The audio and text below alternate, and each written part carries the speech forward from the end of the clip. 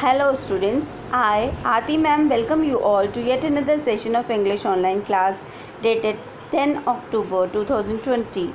The topic of today's English class is The Thief's Story from the book Footprints Without Feet.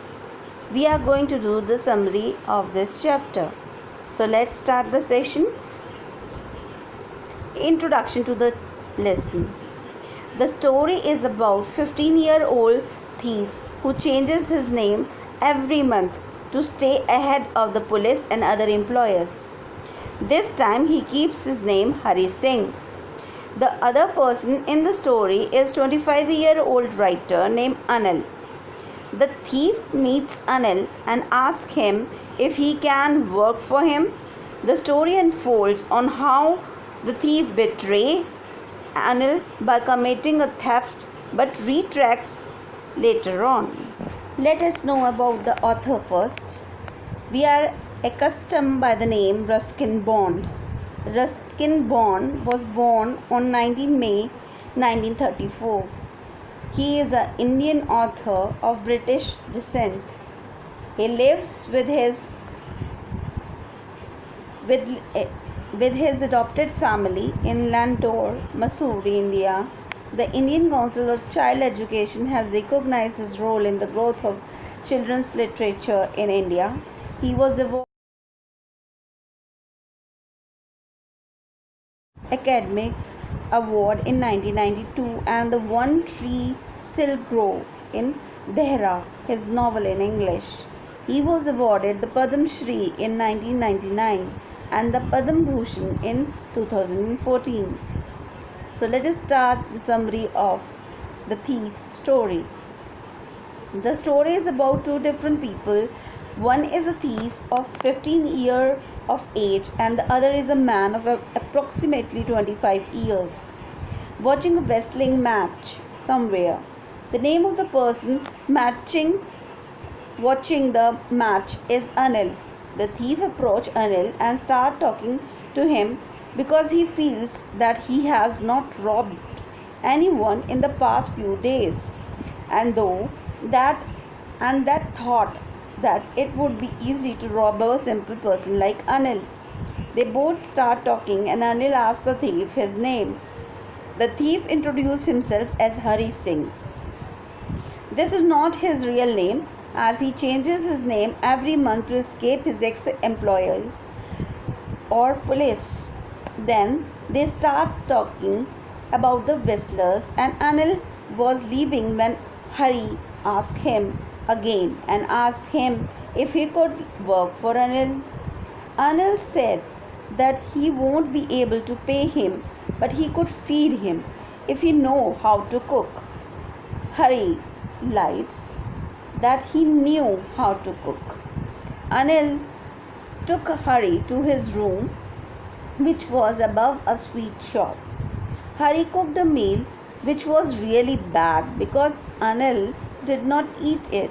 Anil asked Hari to leave, but he tried to please Anil.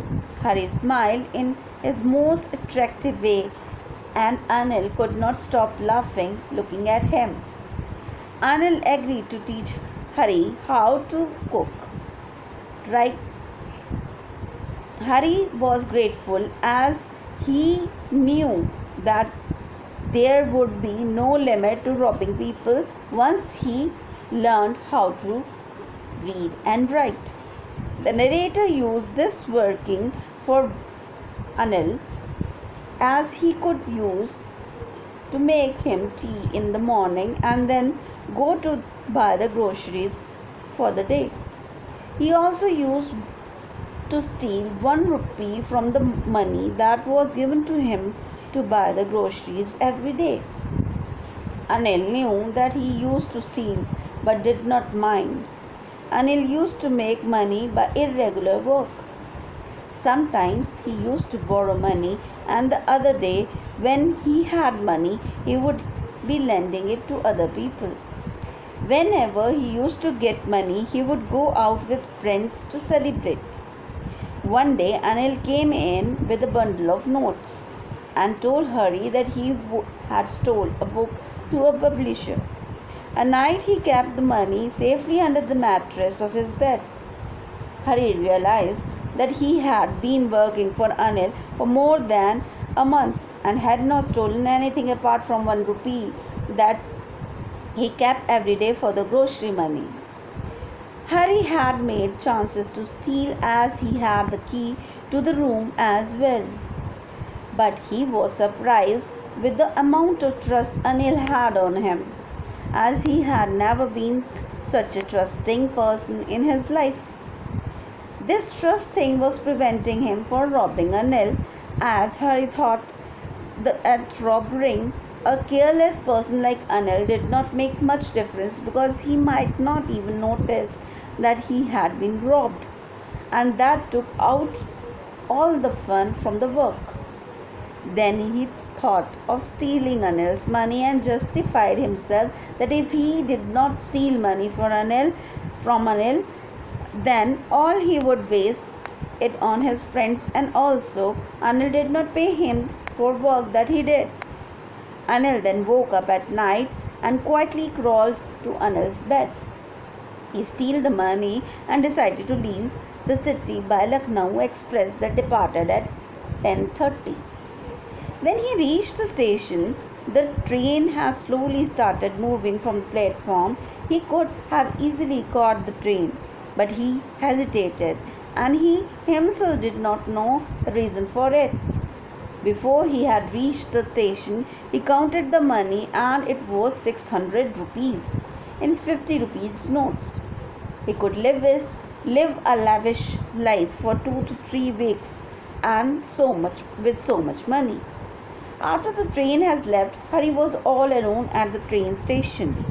He was left with no place to sleep at night. The only person he knew was Anil, and he had looted him as well.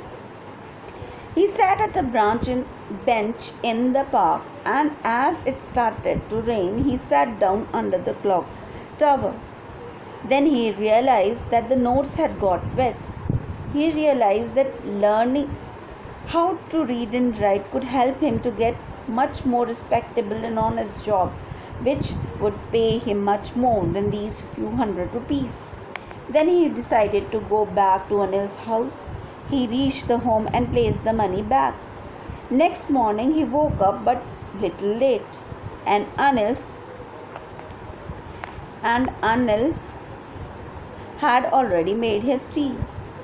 Anil gave a 50 rupee note to Hari, as he had got paid for some work. He would be paid regularly. Hari took the note in his hand and realized that the note was still wet from the rain last night.